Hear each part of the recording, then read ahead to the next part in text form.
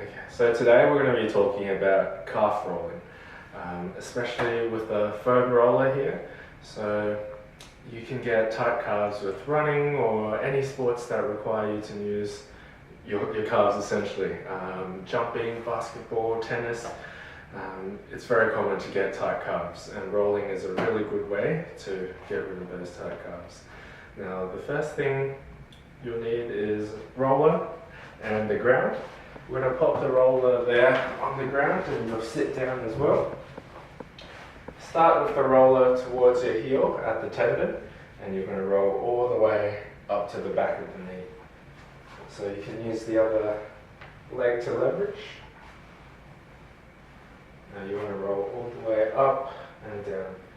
And stop when you feel a tender spot and hold it there.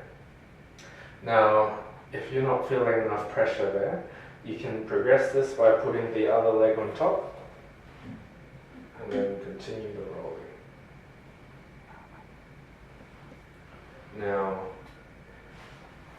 another tip is if you keep your foot pointed upwards there instead of flat out, you're going to get more of a pressure where you want it to be.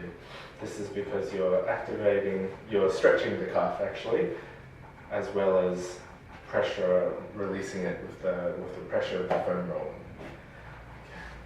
So if you get any problems here, pain or anything as you're rolling, stop straight away and seek your health professional. Thank you for watching.